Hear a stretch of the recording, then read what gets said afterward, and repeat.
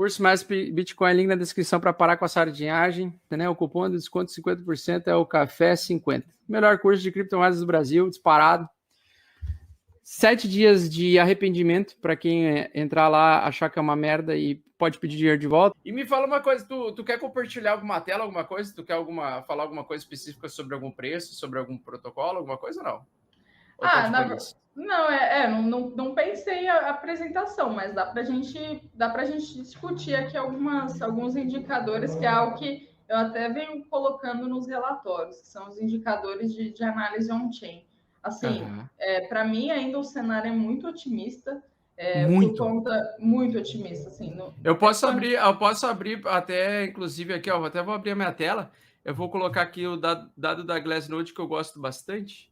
Deixa eu ver aqui. É esse daí, não? Que é o Spent Output Profit Realized, que é a realização de lucro e prejuízo aí da galera de curto e longo prazo, né?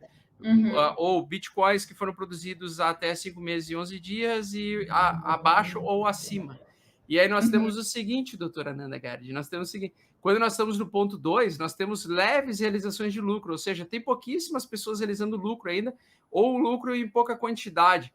E à medida que, quando eu gosto de entrar no mercado, por exemplo, num fundo de um pivô de alta, tecnicamente falando, graficamente falando, né, que é o que nós temos atualmente, que é um pivô de alta, no semanal, principalmente, e esse dado aqui está bem baixo, eu percebo que a gente ainda não está no risco de grandes realizações de lucro, ou seja, de chegar a algum momento em que o mercado vai ter tanta gente querendo vender, que vai trocar a demanda pela oferta e a oferta vai ser maior que a demanda. Mas atualmente, o que eu vejo é a demanda cada vez maior e a oferta ainda muito reduzida e poucas pessoas querendo vender, poucas pessoas querendo realizar lucro ou prejuízo, tanto nos short-term holders quanto nos long-term holders. Então, eu acredito muito que nós estamos no início de um movimento de alta explosivo.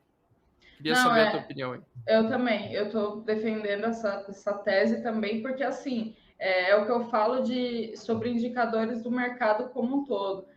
A gente nunca deve olhar um único indicador, a gente tem que olhar o máximo possível, fazer o máximo de análise possível. E aqui até falando sobre análise técnica, tem muita gente que é contra, tem muita gente que acha que é bruxaria, que não precisa. É que eles acham que é uma ferramenta para bola de cristal, mas não é isso. Não é isso. É uma ferramenta para melhorar a nossa probabilidade, né?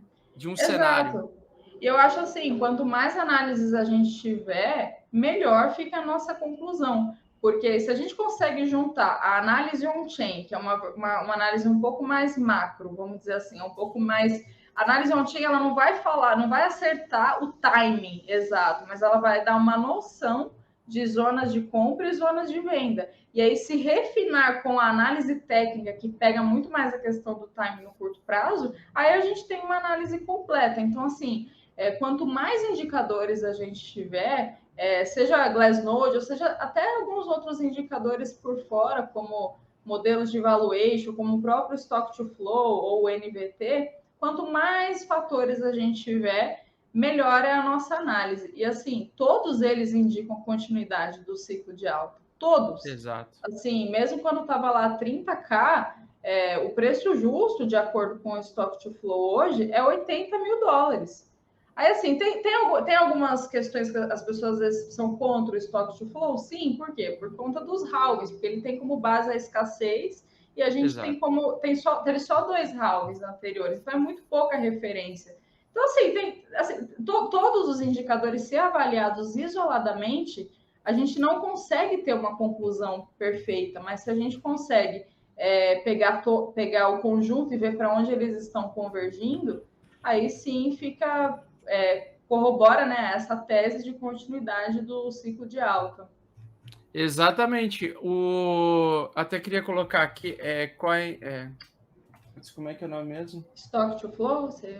O Stock to Flow do Plan B, eu quero. Do Plan B, sim. E além do Stock to Flow, esse cara, o Plan B, ele foi tão genial que ele criou 2 modelos principais. O primeiro foi o Stock to Flow e o segundo foi o Stock to Flow X, que é a segunda interação, que é ele introduziu o conceito de transição de fase do Bitcoin. E o Stock to Flow X, a previsão nesse ciclo é 288 mil dólares. Então, assim, a gente está muito, muito subvalorizado ainda. Eu estou bem tranquila com essa alta. A galera fala, eu vou vender e tal. Eu falo, gente, para mim, eu estou tranquila de verdade, porque os indicadores são muito positivos. São mesmo. E a gente estava olhando agora que o modelo Stock to Flow ele tinha desalinhado da linha azul, digamos assim. E ele faz isso, é normal ele costurar essa linha, né? Ele não vai exatamente com precisão da linha. A linha é uma projeção média de quanto o Bitcoin normalmente deverá valer ou deverá ter um equilíbrio de preço, né? No preço futuro. E aqui eu estou com o modelo do Stock to Flow do Plan B, e eu estava vendo aqui, 107 seria o normal hoje, o preço dele está valendo hoje, né? 107 mil dólares aí por unidade, com base na oferta e demanda do Bitcoin, da quantidade de Bitcoins que são emitidos novos a cada 10 minutos na rede, né? Através da mineração. E, logicamente, nós vamos ter um novo choque de oferta lá em 2024, 2025, porque não existe mágica, né? Na verdade, é mais gente, a demanda continua crescendo mesmo nos períodos de inverno cripto, que eu chamo. Inverno cripto, na verdade, o que eu falo é um bear market mais prolongado, que seria um período mais de 3 meses de bear market, né? Então, a gente até passou por um bear market recente de 3 meses só, que foi, para mim, foi só uma correção para o preço continuar subindo. Então, eu acredito que nós vamos ter esse bear market novamente lá por meados de 2022 aí. Talvez vai ser prolongado ou não sei, ou pode ser que demore mais tempo para acontecer. Mas eu estou muito tranquilo, porque eu estava olhando, Nanda, eu gosto muito de divergências, né? Encontrar divergências. E tem um gráfico aqui que é o do Short Term Holders, que ele mostra com uma certa antecipação, né? Um topo mais baixo que o topo anterior, antes disso ser executado no preço, através dos holders de curto prazo começarem a vender mais do que, realizar mais lucro do que realmente armazenado, que deixar o mercado dormente, digamos, né? E aí, quando eu vi isso aqui, quando eu vi um pivô de alta acompanhado nesse modelo, e eu vi também nos long-term holders aí, também uma divergência bullish, ou seja, aqui ele está fazendo como se fosse uma cunha, ou ele fez como se fosse no preço a gente chama de bear trap, né? Que é a armadilha urso, né? A armadilha dos ursinhos carinhosos, que eu brinco. Que ele faz um fundo, depois ele ameaça um novo fundo mais forte, mas ele faz um fundo com um pouquinho mais de intensidade, porém ele para e aí começa a subir. Para mim, isso aqui é uma divergência bullish que está acontecendo. Eu acho que nós vamos ter uma alta muito violenta pela frente ainda. E eu acho que hoje o Bitcoin, inclusive, ele até está conseguindo dar uma leve recuperada na compra aqui hoje de noite, agora no fechamento semanal. E geralmente ele tem a tendência no fechamento semanal a ficar levemente otimista nesse período aí que nós estamos vivendo. Mas eu tô assim, eu uso essa onda aqui, que agora eu não lembro o nome dessa onda de eu não sei se é Glaus, eu não lembro o nome do cara. Mas é uma projeção de onda de que nós estamos no mercado touro novamente, né? Entrando com muita força. E esse pivô de alta ele se apoiou justamente na média 21 e na média 8. Então, nós temos na média 21 semanal, ou seja, com base nas 21, no que o preço do mercado fez, né, em comparação com 21 semanas anteriores, mostra sinais de otimismo muito forte. Eu brinco que, às vezes, eu gosto de usar, eu sou que nem tu, assim, eu gosto de usar vários dados, né, para tentar encontrar várias informações que me trazem mais tranquilidade. Mas, bem na verdade, eu só preciso de uma informação, doutora Nanda, que é o seguinte. Eu preciso o seguinte.